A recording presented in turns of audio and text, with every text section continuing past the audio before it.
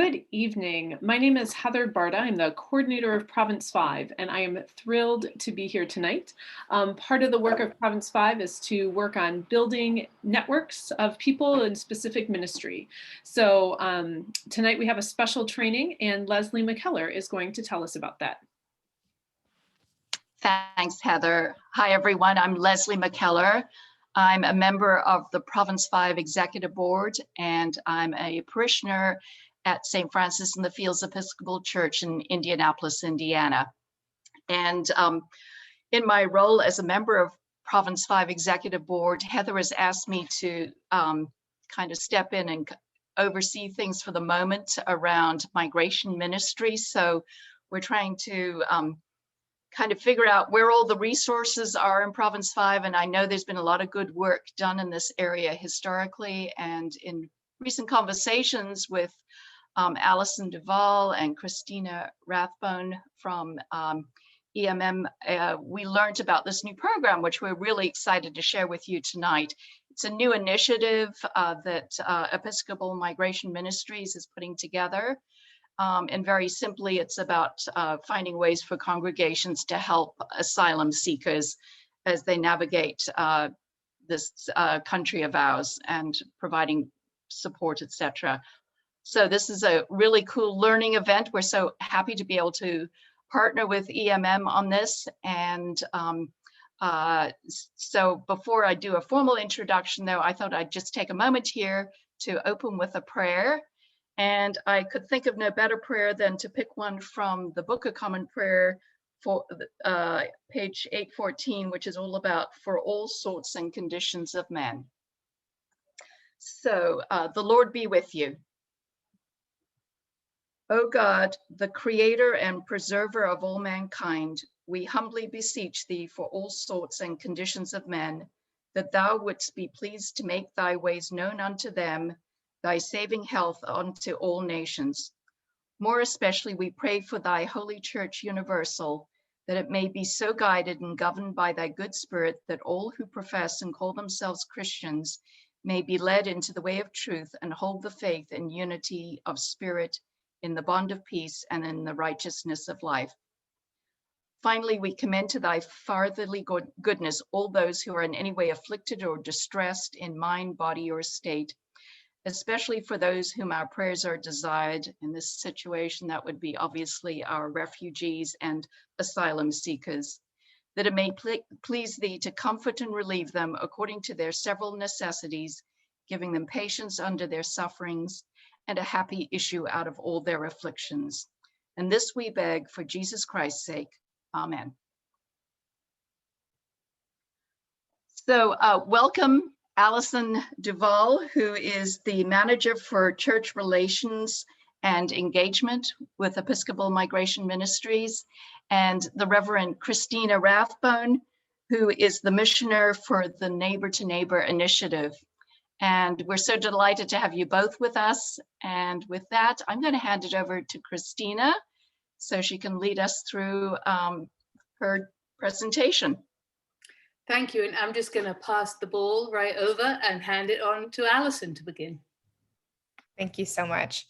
So I'm going to open us with a reflection. I find in the work of migration ministry, well, I'm sure just in ministry in general, so oftentimes we get very busy, to say it simply.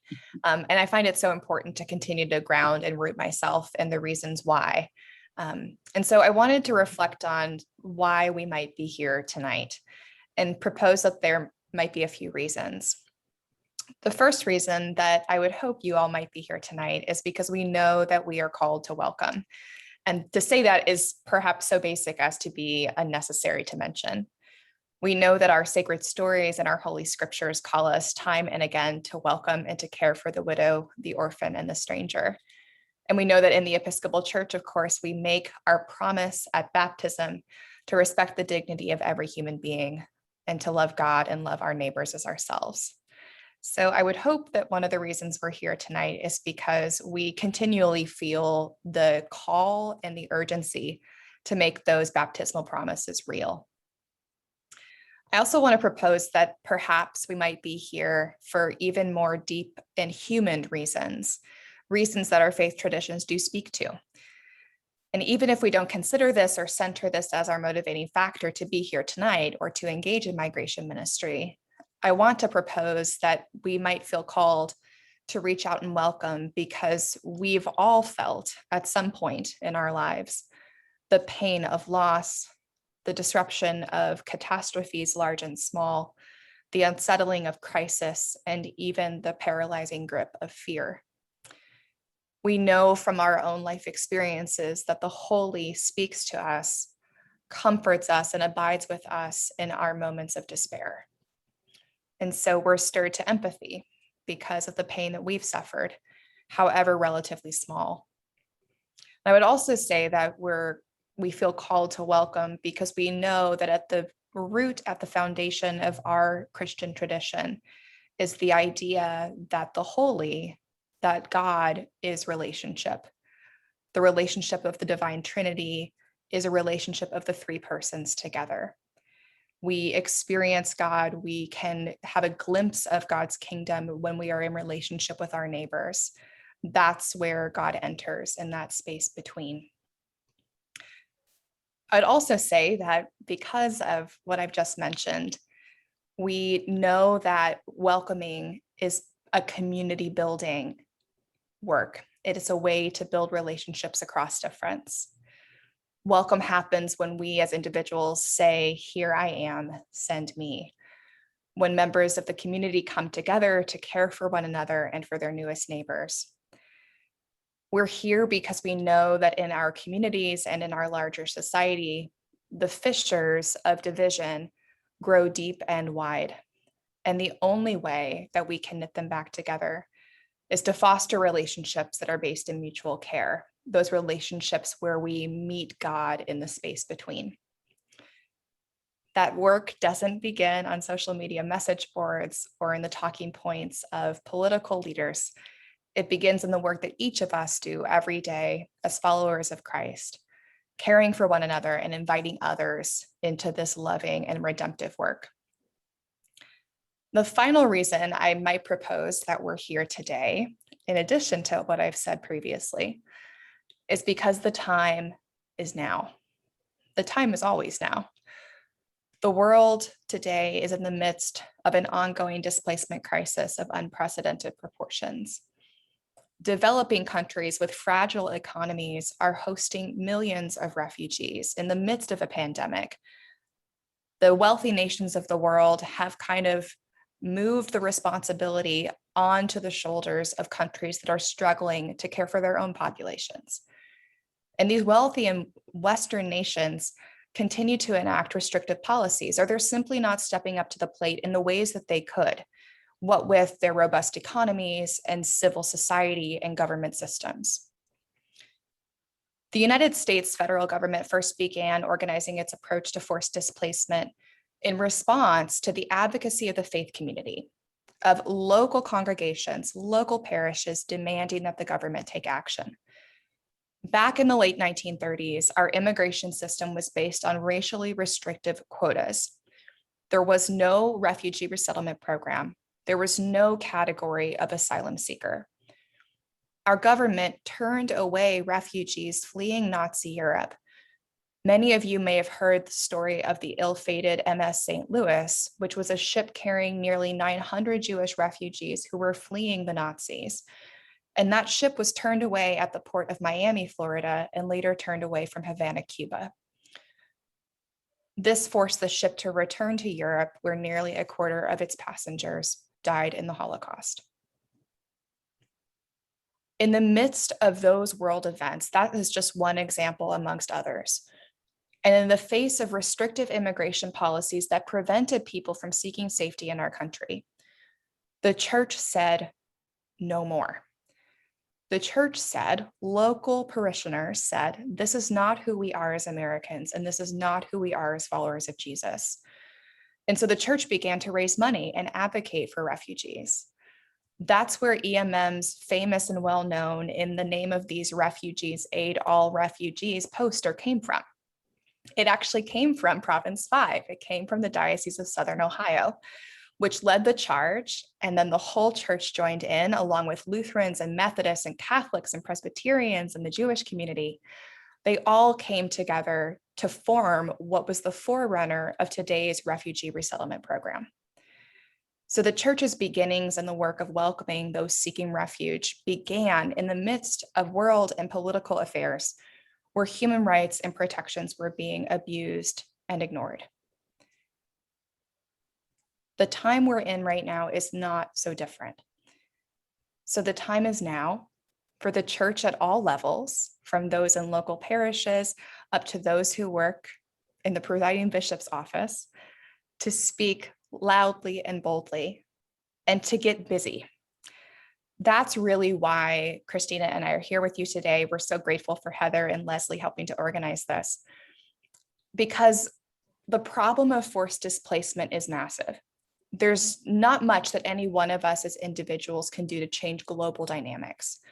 But what each of us can do is to step up and be a neighbor, to be a good neighbor to those who are newcomers to our country and to those who are seeking the protection that they have a right to seek.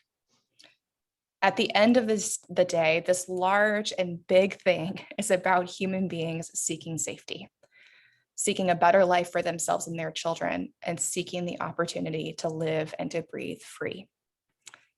And at the end of the day, what we can do as members of our churches and communities, as I said, is to be good neighbors, to be what the local church has always been. So that's what we're here to speak with you about tonight. I'm very grateful for the opportunity to be with you. I know several people on the screen and have so appreciated the relationships I've built with folks in Province 5. So it's really a delight to be here. I'm going to now turn it over to Christina to share a bit about where the neighbor to neighbor idea came from, and then to share a video with you. Thank you so much, Alison, and thank you for that moving and kind of sweeping talk. I'm glad that you're still with us. So thank you all for gathering. I echo the thanks of Leslie and Alison before. I know there's many, many other things you could be doing at this point in time. So I'm very grateful that you're offering your care and your attention to us for this evening. I want to just start with a very, very brief overview of where Neighbor to Neighbor came out of, because I think it matters, just as Alison traced the history of the work of the church in relationship to immigration to this country and to people fleeing from danger to safety here.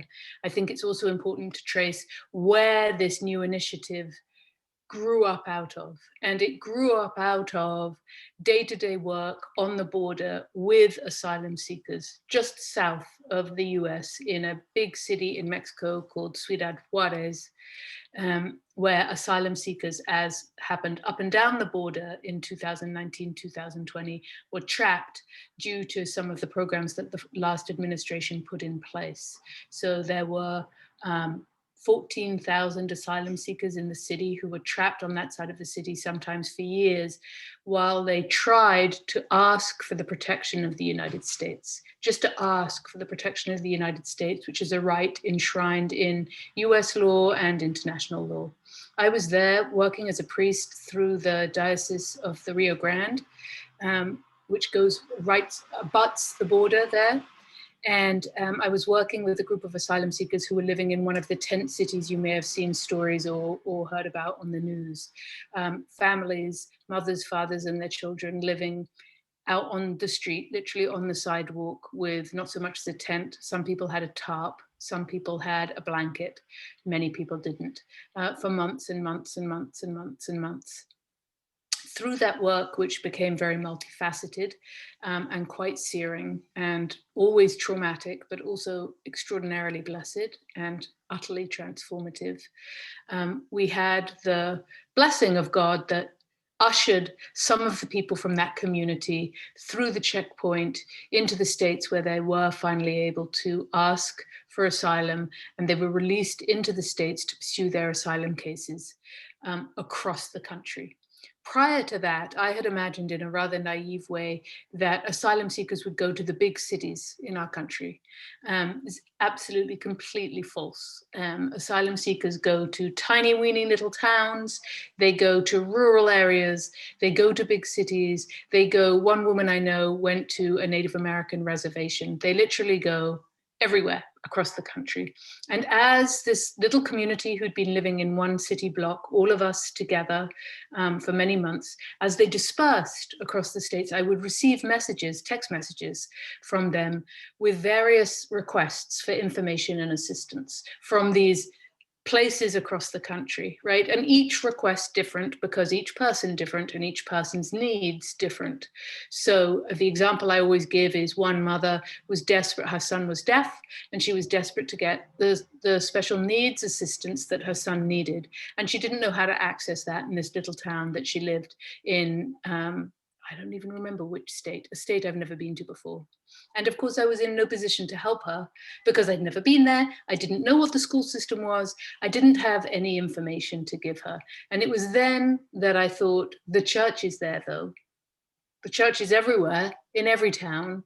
So how would it be to create a network that connects the local church, the church on the ground, the people of the church, with these newly arrived neighbors in their locality, in order to do the kind of work that, as Alison said, the church has always done, which is lending a hand, offering to show you around, giving you welcome, making community with you, showing you how things work around here, the kind of benefits that we have all received if we've ever moved to another city. I certainly have. And friends of friends of friends have helped show me around and helped me settle in. And without that, my life in those places would have been very, very different. So I say all of this just to be clear that Neighbor to Neighbor came out of the expressed needs of asylum seekers themselves. So it's not a theoretical idea dreamed up by some central bureaucracy in New York City by the higher ups in the church that is determined to, press this down upon the rest of the church across the country. This is very much evolving from the ground up. And Neighbor to Neighbor is basically me and Alison at this point. So it's not a huge program that's going to tie you in and bound you up and oppress you with our expectations. We are here in order to connect interested congregations with locally arrived asylum seekers and to offer training and ongoing support. So our aim is to support congregations as they support asylum seekers. There's no hidden catches, there's no other secrets. That is the sole purpose of Neighbor to Neighbor.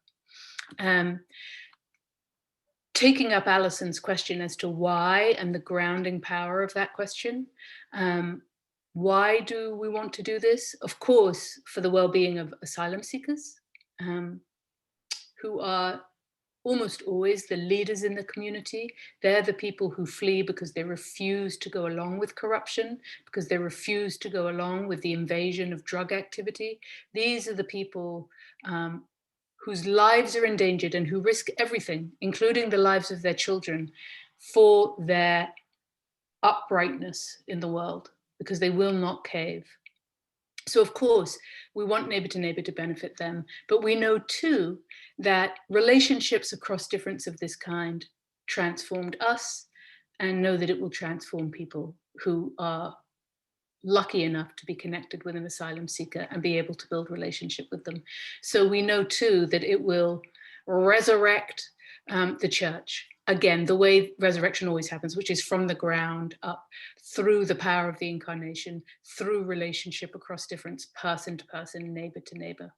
So it's a twofold desire to help asylum seekers thrive, and in turn to help people from the church who are participating to shine, to beam with the inner light of God's love made manifest in them. And before we go any further, what I'd like to do is show a very short movie. It's 6 minutes long, which is nothing to do with Neighbor to Neighbor. The people who made the movie, I'm sure, have never heard of Neighbor to Neighbor. It's about a Presbyterian church in California that do very similar work to the work that we're hoping neighbor congregations will do. And I'm only showing it because I just want you to watch the faces of the people involved. And one quick word before we start. This is a Presbyterian church, and so they have a different vocabulary. This is something that makes immigration so complicated, is everybody uses different words for the same thing. So when they talk about a sanctuary church, they're not talking about sanctuary as Episcopalians understand it, where you take a family in and protect them. They're talking about the kind of accompaniment, outreach, support, friendship making that we're talking about in Neighbor to Neighbor. So when you hear sanctuary, just think accompaniment. All right, a little prayer to the technological gods for successful screen sharing.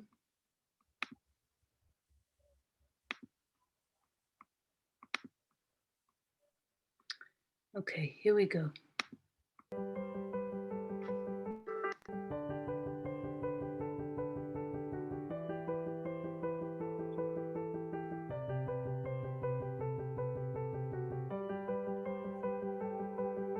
We became a sanctuary congregation back in March of 2018. It's been a really exciting journey. We've seen hard things and heartbreaking things happen, but we've also witnessed really great, joyous, and life-giving moments. Entonces una vez yo pasé por aquí y miré la iglesia y miré el rótulo, sí. Yo digo que fue Dios el que me envió. Y yo no sé inglés, pero yo sé que dice welcome, bienvenidos inmigrantes, ¿verdad? Entonces, y dije yo, mañana voy a venir temprano y voy a tocar a ver si en qué me pueden ayudar. Hanging up the banner, that was a declaration to let others know, you know, this is what we stand for, this is what we believe in. We are a sanctuary church. I didn't expect someone who needed our help to be in Pack Heights to knock on our door. We definitely weren't prepared on what we would do. We didn't have a system or a process, and it was a lot of, okay, here we go. I thought it was a huge coincidence or miracle was I just returned from a trip to Honduras like a couple weeks before that.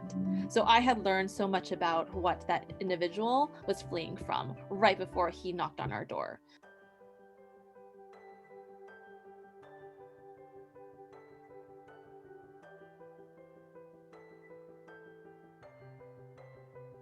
Recibimos dos amenazas de parte de bandas organizadas allá en mi país. Querían que él se fuera parte de la banda criminal. A un vecino mío que era amigo de mi hijo, a él lo hicieron que se metiera y solo duró 4 meses él en la organización porque la banda rival lo mataron con un tiro en la cabeza. Y así fue como yo dejé a mis 3 hijos con mi esposa allá con un gran dolor. Usted sabe que uno de padre pues no se quiere separar nunca de sus hijos. Y más para salvaguardar la vida de mi hijo, yo lo hice. It became clear over several weeks that this was just a lovely individual who was asking for help. We reached out to La Raza Legal Services in the mission, and they were wonderful. Y cuando el abogado dijo, me parece, le voy a llevar el caso, dimos un salto de alegría. ¿Se acuerda, señor Silvia? Sí. Dimos un salto de alegría y yo me alegré mucho.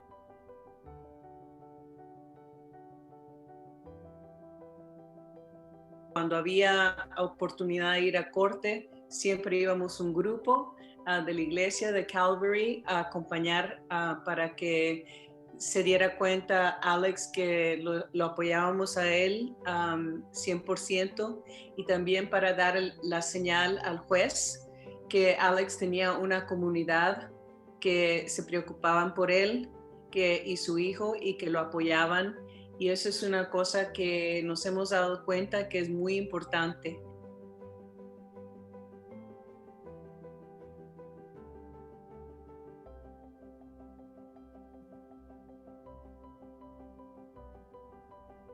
We were on a trip to the border led by Caritas LA, a delegation to show us what was going on at the border on the Mexico, Tijuana side.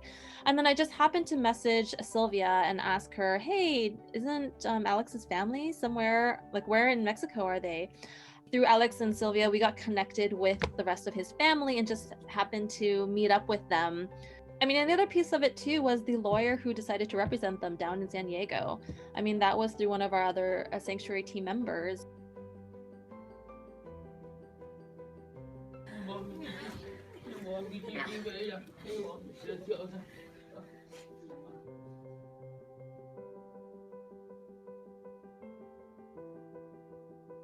Dios me dijo, hijo, toque esa puerta. Qué mejor que toqué aquí, pues, y yo estoy muy agradecido con Dios primeramente y con el grupo de Calvary, que van a estar siempre en mi corazón. Hemos visto que unidos podemos hacer un cambio y que podemos ayudar entre todas las injusticias a tratar de mejorar esa situación, y a la misma vez nosotros estamos aprendiendo y viendo que todos somos iguales, todos tenemos necesidades en nuestras vidas, y ayudándonos el uno al otro es la manera de seguir adelante.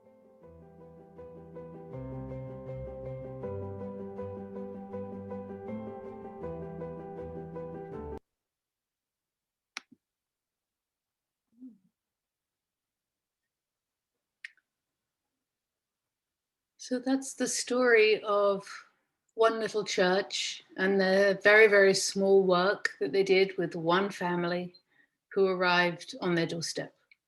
And it's my hope and dream that that can be the story also of many churches in the Episcopal Church across the country, walking ever closer with asylum seekers in their own local context. It's no longer true in any way that in order to help or make a difference, we have to travel to the border. It is true that the border has special needs and particular needs, and that we have 5 dioceses that border the border.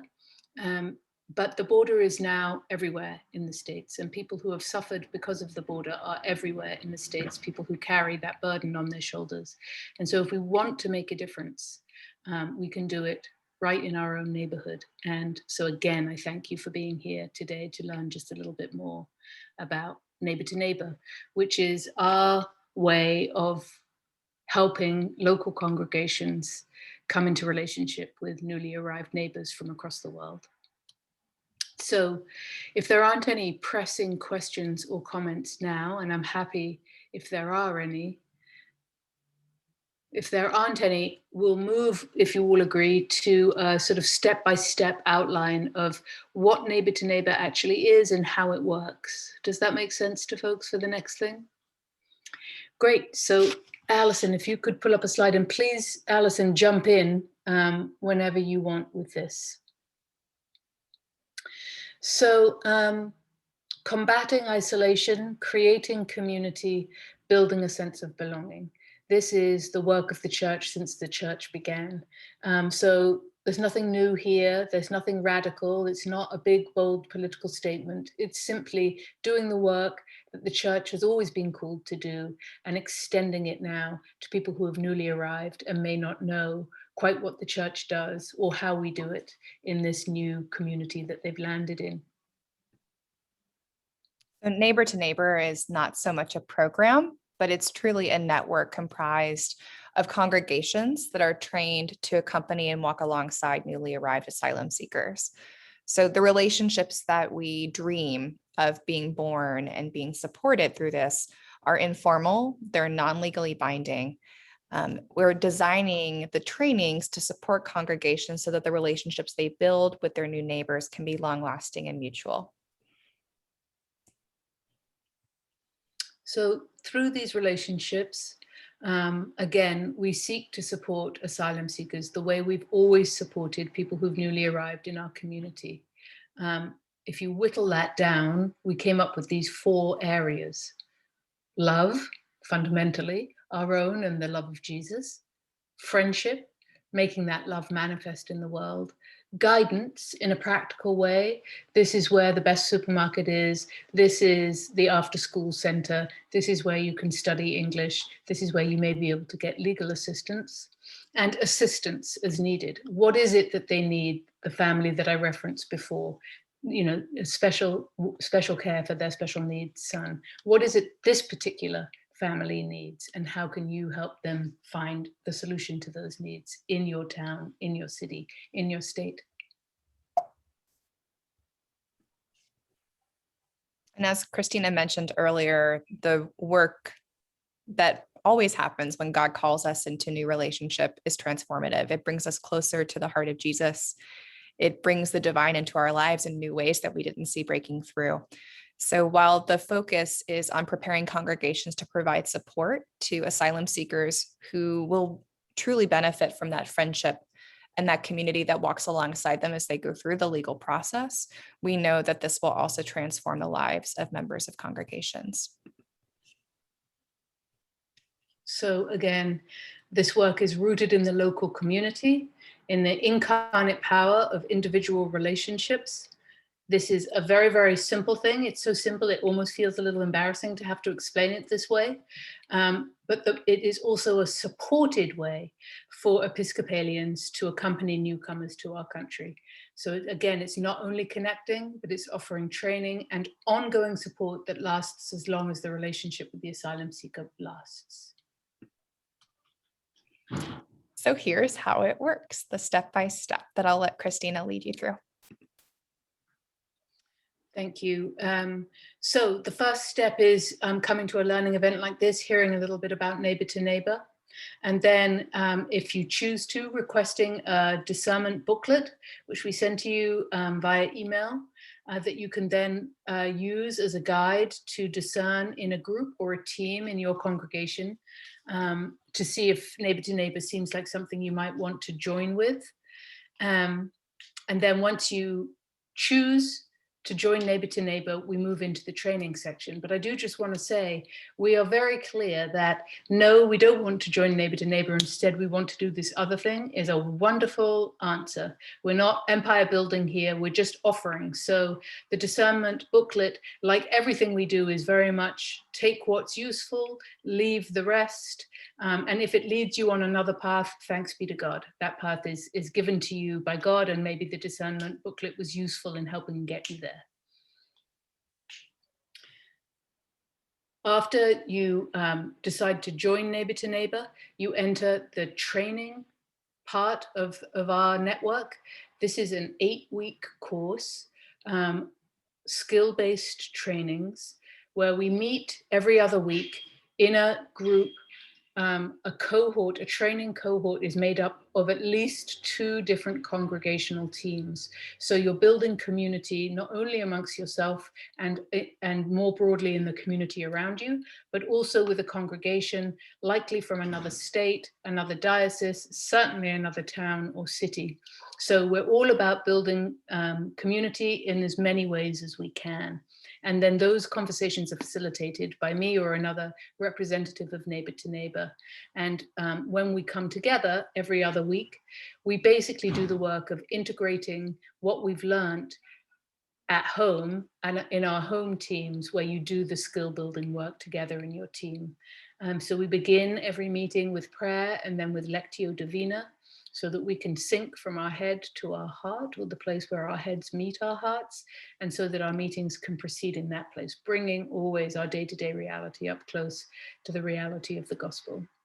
They're really amazing, the training sessions. They're very, very powerful, and that community that's forged there is real and long-lasting. At the same time, newly arrived asylum seekers across the country are reaching out and requesting the kind of help that Neighbor to Neighbor offers. And EMM will then match an asylum seeker to a neighbor congregation when the neighbor congregation is ready.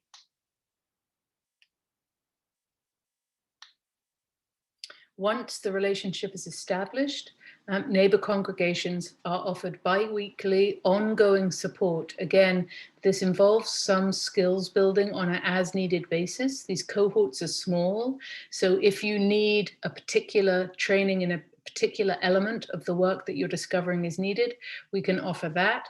But mostly, we are creating again the kind of safe community where you can share honestly about the joys and also the struggles of working with an asylum seeker. And through that, we can all learn. Again, it's a multi-congregational cohort. And so you will have an opportunity to both teach others from the wisdom that you have won, often hard won, through your work, and also receive wisdom from others who are engaged in the same work as you.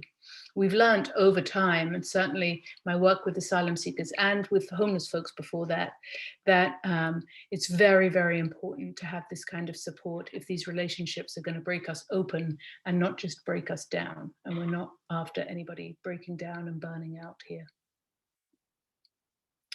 Again, and as we've said before, Neighbor to Neighbor is not seeking to reimagine the immigration system to fix those huge, huge problems that have beset our system for decades.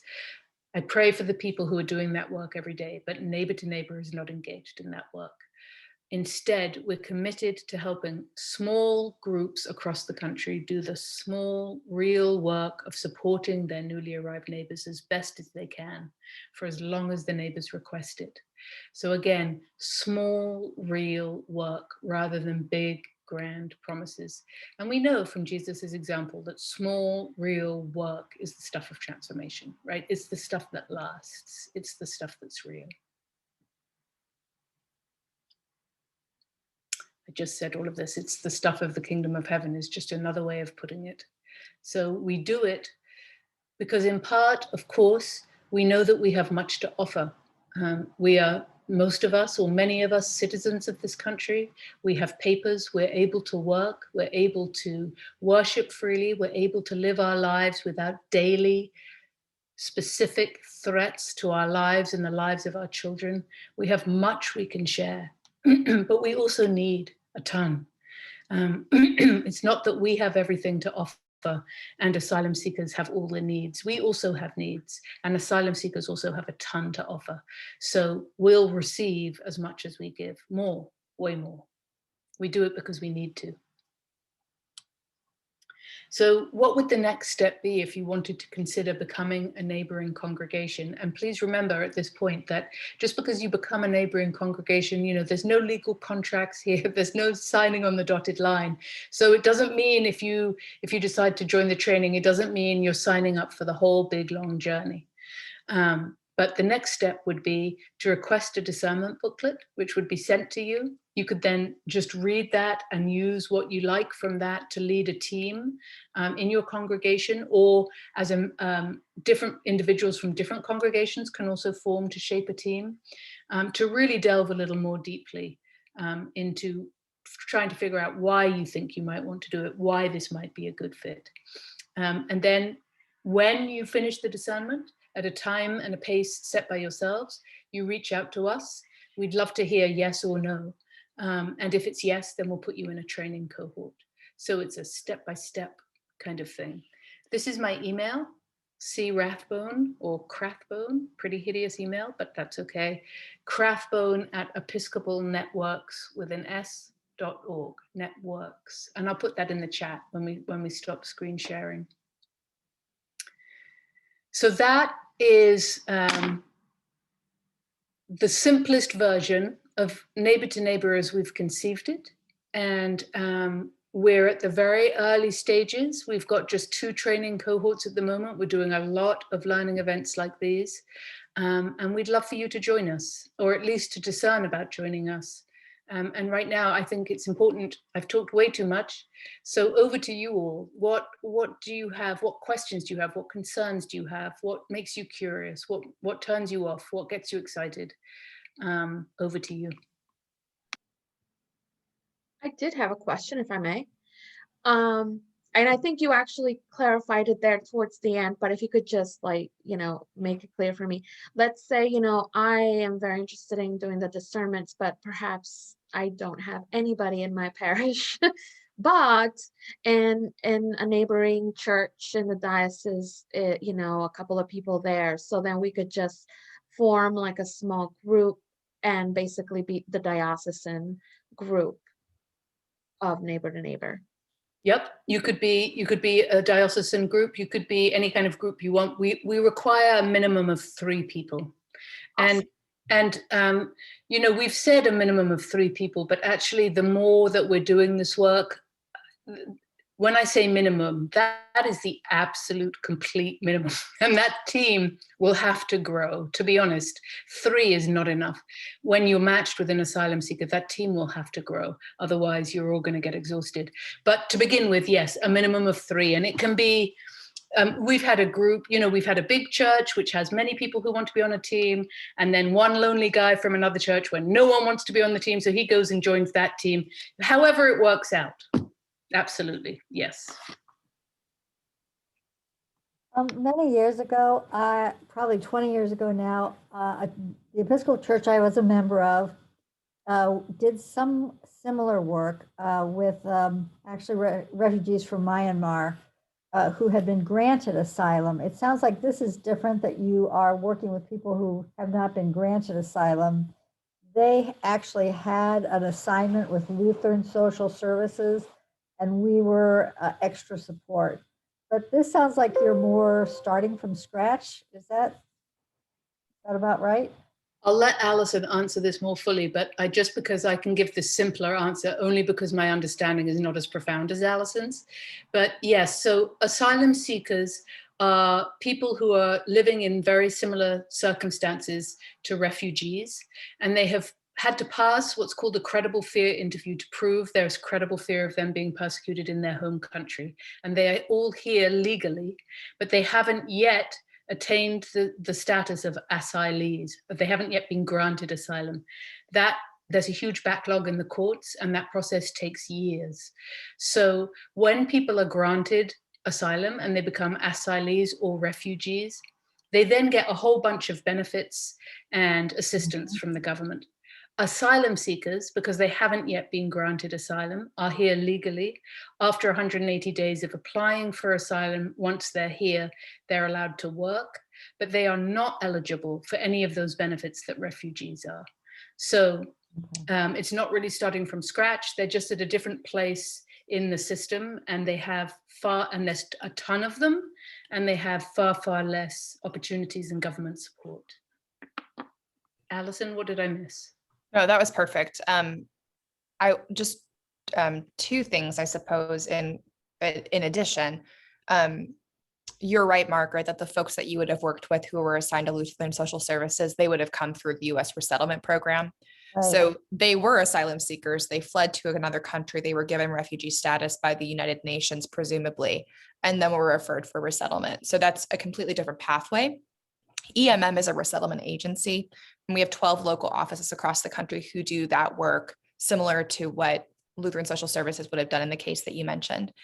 So this is different. This is individuals that Christina mentioned who do not have access to those supports. This is another category of a human being that the church cares about, and we're trying to create mechanisms by which we can support them because they don't have any government supports until they're granted that status. The other thing I'll mention is that because of the last administration's very restrictive policies towards asylum seekers and refugees, you all have probably been aware that the Trump administration drastically cut, nearly destroyed the resettlement program. What has been happening, in addition to individuals from the Northern Triangle, Guatemala, Honduras, El Salvador, fleeing northward, there's also been people making very dangerous crossings of the Atlantic, landing deep in South America and taking a land journey up through Central America to the southern border.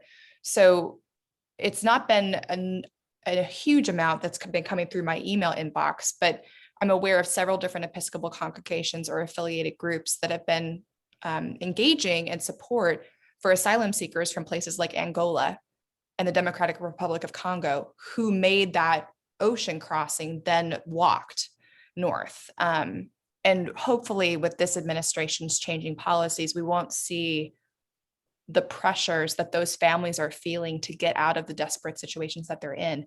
They'll no longer have to do these very irregular migration routes, is what they're referred to.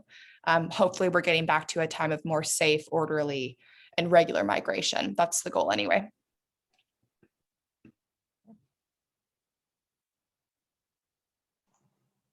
Question. We're at the diocesan level, and our sanctuary resolution, diocesan resolution, basically operates, it's a very wide spectrum. And so we have really evolved into a clearinghouse. Everything from assisting with detained immigrants all the way to trying to reach out to congregations to provide hospitality to asylum seekers. Would it be possible for this program to have some kind of a handy dandy poster that you could send out that we could request that it be included in the diocesan e-newsletter? We try to get out as much information as possible from all different kinds of sources. And I think that Episcopal congregations in the diocese would be very interested in working with this program. So the more we get, the more we can distribute out to the diocese and do whatever follow-up when they contact us. Thank you so much for that, Sandra. And I'm hoping that Alison's writing that. Yeah, great.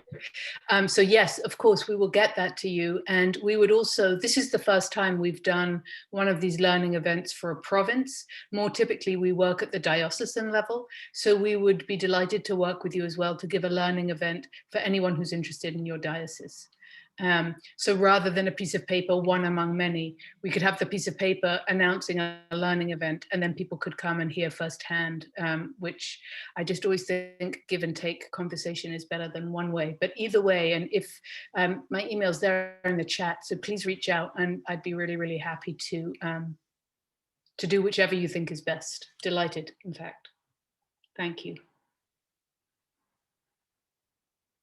Sandra, what diocese are you from?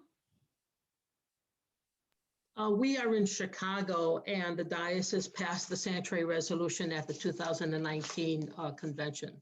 But wonderful. It's very, very, very broadly worded. Thank you.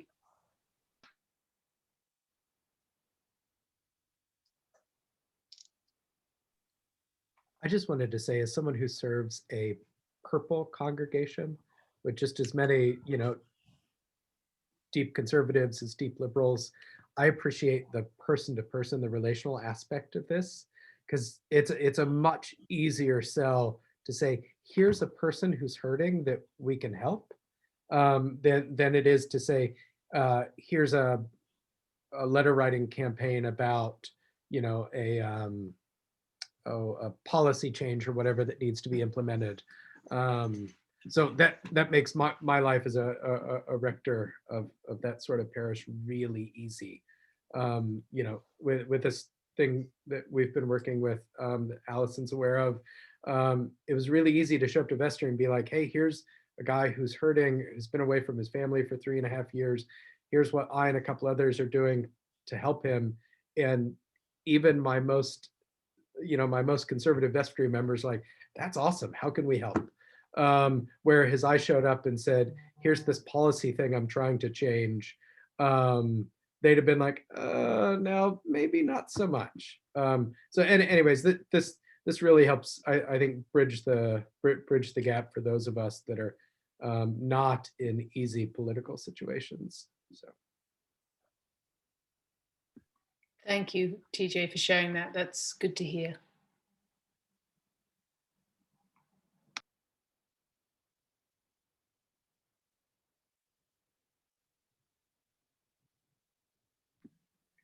Are there any of you who are disappointed, who was hoping it would be X when really it was Y? Because I'd love to hear that too, if that's the case. Just opening the doors wide for whatever anybody might have to say, because we're at the beginning, we're still very much, thanks be to God, learning. So we're very full of beginner's mind because we are actually beginners. I'm more wondering how the diocese will respond to my suggestion. Mm-hmm. Or if any volunteers will show up.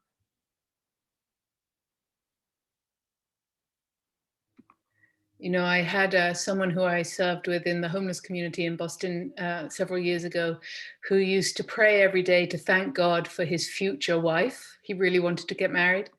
It's such a beautiful prayer. So you could start praying for your future partners in this work, for giving thanks, not praying, Yes. Giving thanks for them. I now give thanks for those who will join me in this endeavor. Exactly. His name was Leon. He was one of my most important teachers, incredible man. And by the way, one day he played for the Salvation Army, and one day a woman came up to him and said, "You look so handsome in your uniform. Will you marry me?" And Leon said, yes. "Yes." Love it. Yeah.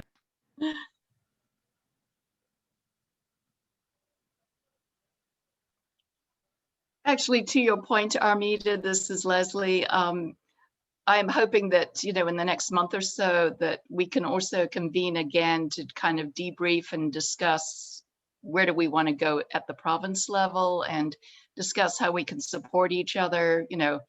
I'm in a similar situation going, I have no clue what might be, whether there's any interest or whether there's so many competing priorities in my own diocese, would there be? But the idea that I sit there and I go, surely in the entire diocese, I could find some like-minded souls, who might be interested. So we may end up being a bit of a mutual support society for each other. But I'm also so delighted to see all the people on this call, because I had no idea who we had in the province who even had interest in this broad topic of migration ministry. And clearly we've got a lot of history. So I'm hoping we can all tap into that and learn from each other. Because I will be a complete novice to this for sure. But it sounds like we've got some great experience in this group already that we can all draw upon. Yeah, I mean, I work with other, with some local resource centers for different immigrant groups, but this is the first for me in terms of asylum seekers or refugees. Normally we're working with undocumented or, in the process of. So this is definitely new for me. But it sounds like Sandra and TJ, and I know Aaron have all got some experience. So we may all just need to kind of help each other along. Well, Sandra, I'm also in the Diocese of Chicago. I'm at St. Matthew's. Yes, I recognize your name. Yes. And I am a member of a partnership team with St. Andrew's Pentecost. Yes, I know. We've been in touch with you probably. We've funded some DACA fees. That's what we've been working on lately. COVID kind of put an end to some of the things that we were doing, and we're trying to figure out what direction we'd like to go. So hopefully, Sandra, you can be in touch with us. Oh, for sure. Definitely. Are you on our mailing list? I've been sending emails out to our folks out. And folks, I would love, if you want to distribute our emails, I would love to get emails from everybody. But, well, I get them from the diocese, but not from your group specifically, but I would, yeah. Okay, great. I'll follow up with you at St. Matthew's. I wanted to hop in just for a moment. I can stick around for quite a bit longer for questions and for chat, but Christina has to go train one of our training cohorts for Neighbor to Neighbor. So Christina, thank you so much, and blessings on the training thank Thank you all. Yeah, thank you so much, Christina. No, thank you for being here. And Alison, if you'll share about the media resources in the discernment kit, if you get it just only for those to learn more about asylum seekers through story, really well told. I'll leave it to Alison because I can't be late. Many blessings. Thank you all very much. Thank you. Thank you. Thank you so much. What Christina was referencing is in the discernment kit, there's a number of different multimedia resources, journalism, video work, podcasts. We've often been asked the question, one, where do we start? Or two, my congregation is very politically divided. Where do we start? And so that's kind of what the discernment kit tries to help guide people to do, especially if folks haven't encountered personal narratives of individuals who are facing the kind of persecution that forces flight. It helps people start to approach the topic at that human level versus at the level, as you said, TJ, of policy or argument or all of these things that swirl around the larger issue. But at the end of the day, it's about human beings. So that's what she was referencing there. I'm very happy that Amilda so quickly brought up the issue of partnering with other congregations. Our experience is that we have a very diverse diocese, and we have congregations that already have a history of providing hospitality to refugees and asylum seekers. And we have other congregations that have been hard hit by the pandemic, but there might be some interest there. And so we encourage congregations to come together and work together and form teams across congregational lines and even denominational lines. Because hospitality to asylum seekers is so acutely important, they're not going to really be asking us what denomination we belong to, you know. So I'm really happy that you brought that up so quickly in the training today.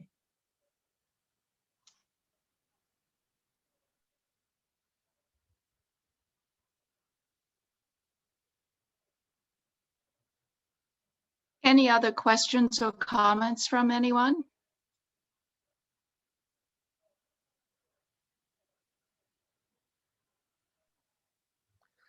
Just so you know, go ahead. Oh, sorry. I was just going to say, I know there was someone from the Diocese of Indianapolis, but I don't remember who. No, me. Right. So Leslie, I don't know if you're familiar with the Neighborhood Christian Legal Clinic. They provide free legal assistance to refugees and asylum seekers. And a couple of years ago, I did an Advent Forum series with one of their attorneys, where she handled the legal aspects of our immigration system, and I handled the faith part of welcoming the stranger. And it was really well received. And they have an office in Fort Wayne and one in Indianapolis.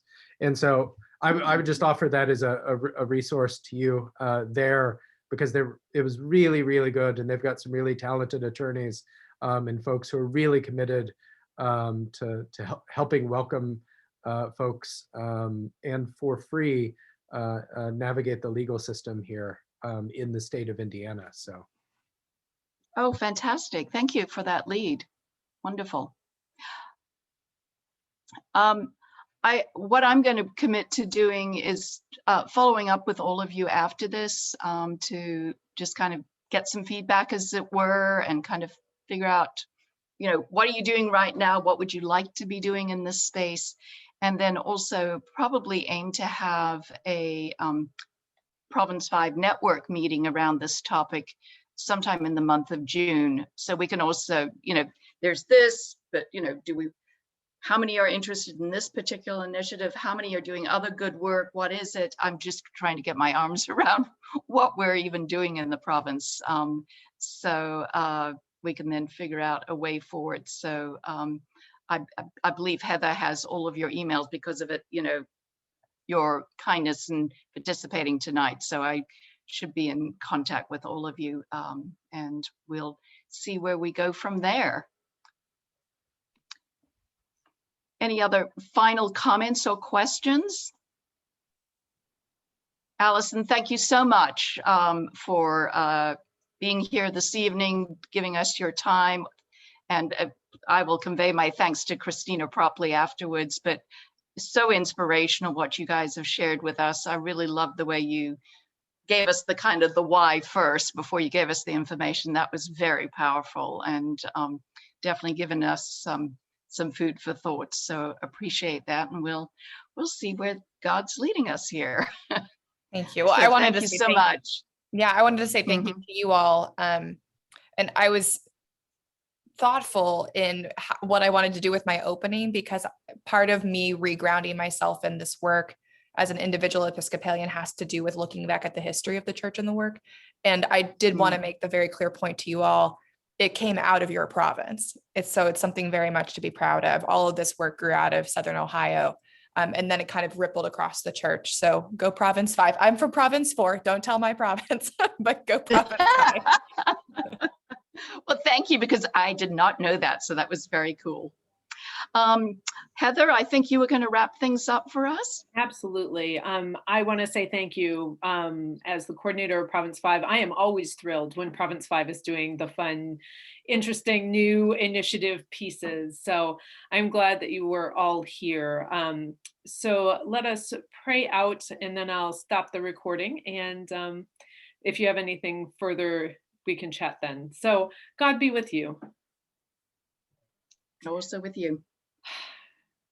God calls us to care for the stranger, to love our neighbor, no matter where that neighbor lives. I give thanks tonight for this gathering. I give thanks for the knowledge that we have, what we've learned, and the connections that we've made. We definitely give thanks tonight and in the days to come for our future ministry partners, those who will come along and network with us and work with us so that all people will be cared for, loved, and supported. Oh God, I give great thanks for those who gave their time tonight to be here in this space. May it be a time of refreshing and renewing and filling of us so that we may go forth, proudly proclaiming your love for all. Through Christ we pray. Amen. Amen. Amen.